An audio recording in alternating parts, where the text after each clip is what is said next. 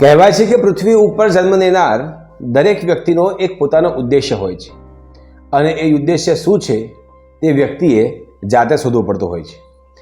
નમસ્કાર મિત્રો, હું છું જયમીન જોશી. સ્વાગત છે આપનું જય બાદમાં. આજની વાર્તા એક વૃક્ષના પાન અને કીડીની છે. એક પ્રાણી સંગ્રહાલયની અંદર ઘણા બધા પશુઓ રહેતા હતા, પ્રાણીઓ રહેતા હતા, જીવજંતુઓ પણ રહેતા હતા, જળચર પ્રાણીઓ પણ રહેતા હતા. આમ એ વિશાળ પ્રાણી સંગ્રહાલયની મુલાકાતે જેટલા પણ લોકો આવે એ દરેક પ્રાણી, પશુ, પંખી દરેક પાસે ફરીને તેનું સાથે ફોટા પડાવતા, તેની પ્રશંસા કરતા અને દરેક વ્યક્તિને ખૂબ મજા આવતી.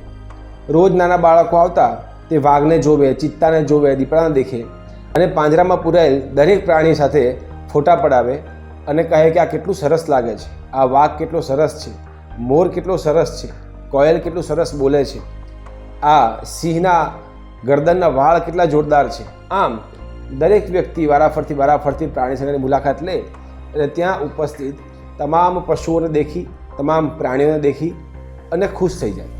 જ્યારે નાના બાળકો પ્રાણીઓને જોવે તો વધુ પડતા ખુશ થતા હતા, કેમ કે જ્યારે ટીવીમાં પ્રાણી દેખાતા હોય તો તે હિંસક અને ઘાતક હોય છે, પરંતુ પાંજરાની અંદર પૂરાયેલ પ્રાણી સાથે ફોટા પડાવવાની કંઈક અલગ જ મજા હોય છે. દરેક વ્યક્તિ ખુશ થાય. આમ દરેક વ્યક્તિને ખુશ થતી દેખી અને વૃક્ષ પરનું એક પાંદડું નિરાશ થઈ જાય.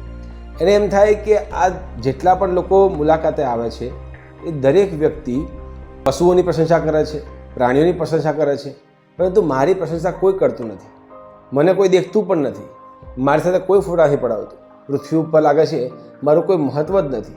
હું તો માત્ર અહીંયા જન્મ્યો છું અને માત્ર લટકી રહ્યો છું, આના સિવાય મારું બીજું કોઈ જ મહત્ત્વ નથી.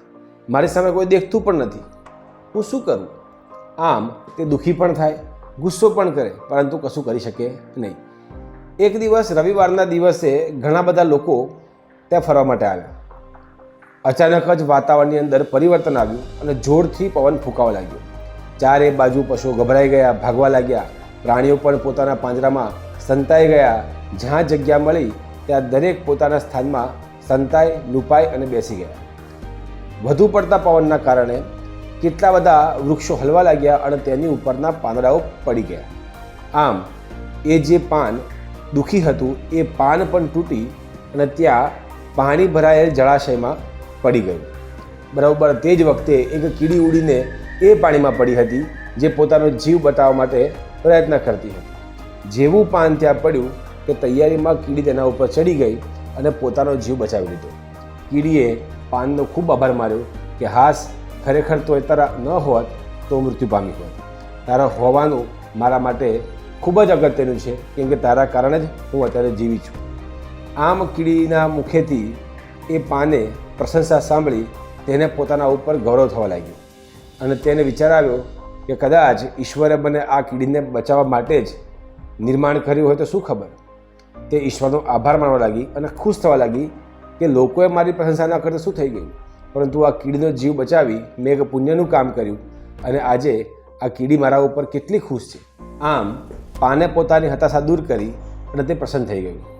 મિત્રો, વાર્તા ખૂબ નાની છે, પરંતુ કહેવાનું તાત્પર્ય એ છે કે ઈશ્વરે પૃથ્વી ઉપર જેટલી પણ વ્યક્તિને જન્મ આપ્યો છે, જેટલા પણ સજીવને મોકલ્યા છે, એ દરેકનું એક ઉદ્દેશ્ય છે, એ દરેકનું એક કાર્ય છે અને યોગ્ય સમયે નિયતિ તેનો ઉપયોગ કરી જ લેતું હોય છે. આમ પોતાના મૂલ્યને સમજવું ખૂબ અગત્ય છે. દરેક વ્યક્તિનું પોતાનું ઉદ્દેશ્ય છે, એ ઉદ્દેશ્ય વ્યક્તિએ જાતે શોધવો પડતો હોય છે અને નિયતિ સાથે તેને કામ કરવું પડતું હોય છે. ઈશ્વરનો આભાર માનો, પોતાના ઉદ્દેશ્યની, પોતાના કામની, પોતાના કર્મની શોધ કરો અને જગતમાં પોતાનું નામ નોંધાવવા માટે આગળ રહો. આવી જ નવી વાર્તા અને નવા સમાજ સાથે ફરી મળીશું. ત્યાં સુધી નમસ્કાર.